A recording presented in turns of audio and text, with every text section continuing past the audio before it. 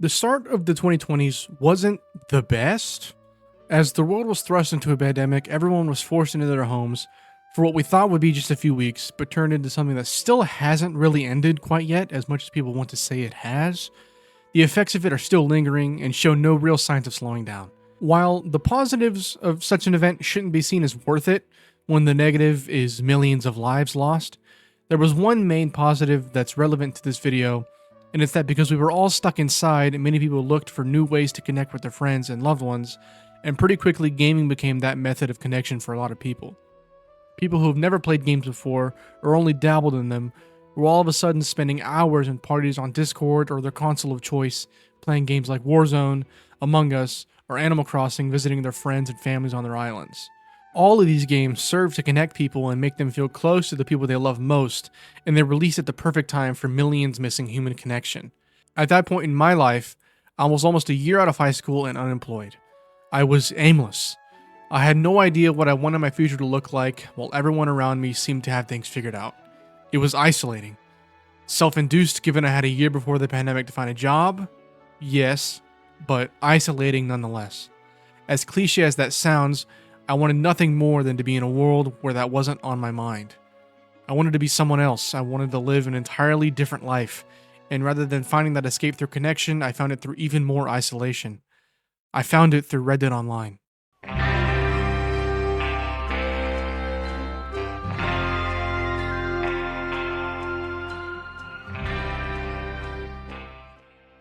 Contrary to the world of GTA Online, where everywhere you go you can see other players, Red Dead Online's map is so wide, it's so vast, that even at its peak player count, you'd be lucky to see a player once every 10 minutes maybe. For the most part, it's just you in the most immersive world in the history of video games to do whatever it is that you want to do. At the time, that was a really empowering proposition for me, so I took advantage. I had a character from when the game initially launched in late 2018, so at first it started to me just logging on, doing some daily quests, running around killing other players, doing a few missions, the usual thing you do in these multiplayer Rockstar experiences. It was an escape, but it was still just a game for me at this point. Eventually, that became a routine I could count on though. A sense of normalcy just in video game form. After a while, it wasn't just a routine though anymore. I created lore for my character. I started to treat the game like it was real life. I would adhere to the game's day-night cycles. I would spend my days hunting animals around Big Valley, making deliveries as a trader, occasionally taking rides into the beautiful town of Strawberry for some provisions, and I can't forget making the trek to easily my favorite fishing spot in the game, Lake Owengila, where I would catch some of the biggest salmon you could find in all of West Elizabeth. At night, I would spend time at a camp redecorating, browsing the catalog for clothes, or just taking in the many breathtaking views available in Big Valley.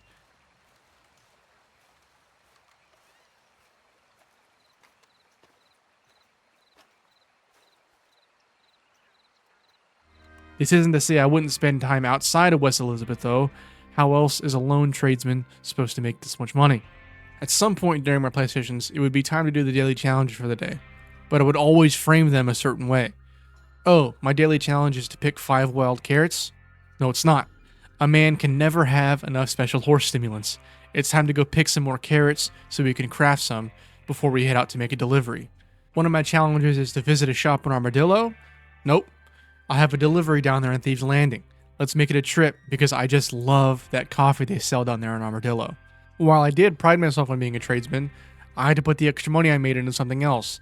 So I bought a bounty hunting license, but of course I kept it specific to my character's lore and his beliefs.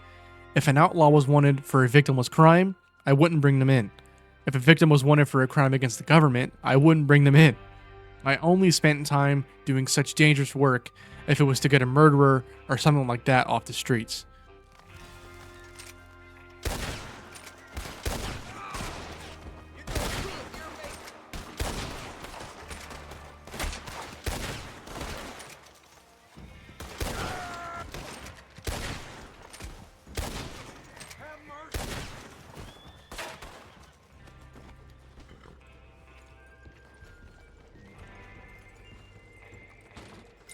If I was you, I'd have put a bullet in him for sure.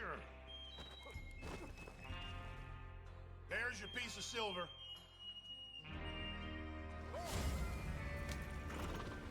I took up collecting as well. During my time making deliveries, I would have my map open, which is really just a cheat sheet that someone made, and I would find different trinkets like family heirlooms or tarot cards and deliver those to Madame Nazar for some extra cash. She would always try and get me to give her some of my antique alcohol bottles, but she never did offer quite enough to make drinking them not worth it. Alright, but it's worth selling these as a set, you know. Everything I did served to ground me inside of this world, and to feel like I was truly the only one there. Especially when making a trip like that one to Armadillo, I would always take moments to savor what was around me. I would get off my horse and lead it rather than ride it, both to give him a rest, but to also give myself those moments.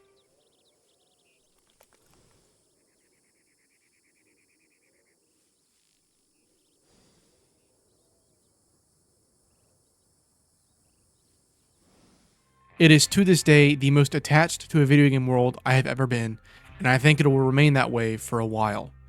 It came into my life at the most pivotal time it possibly could have, and carried me through some of the deepest feelings of dread I've ever felt. I'm not going to sit here and say that without Red Dead Online I wouldn't be here today, because that's a level of dramatization that I don't feel comfortable with, but I will say that had Red Dead Online not come into my life when it did, I certainly don't know where I would have ended up mentally. In many ways, it saved me, and for that, I'll forever love and cherish it. Nowadays, Red Dead Online is essentially abandoned. I still re-download the game from time to time for no other reason than to say hi to my horse and just exist in the world again.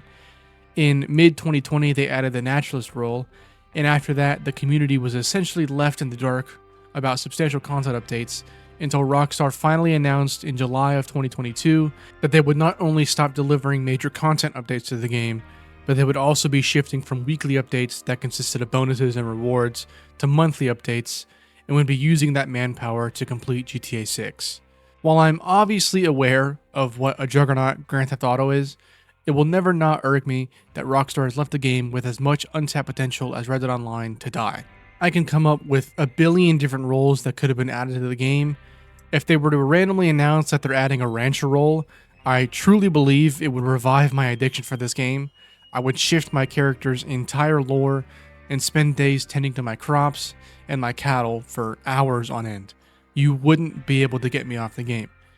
But alas, that isn't the world we live in, and while I am of course extremely excited for Grand Theft Auto 6 and everything that game is going to be, sometimes I just wish I could still be that lone tradesman making deliveries without it feeling as dead as it does nowadays. Thank you so much for watching this video. If you enjoyed, please make sure to like and subscribe. Red Dead Online is a very, very special game to me, so I'm happy to finally have this out there. So yeah, again, thank you for watching. More stuff coming soon. May looks to be a ridiculous month for video games. We got Mixtape, we got Forza, we got Lego Batman, we got 007. Just an absurd amount of games. My wallet is not happy, but these are the games we play. Thank you again for watching. Like and subscribe. Goodbye.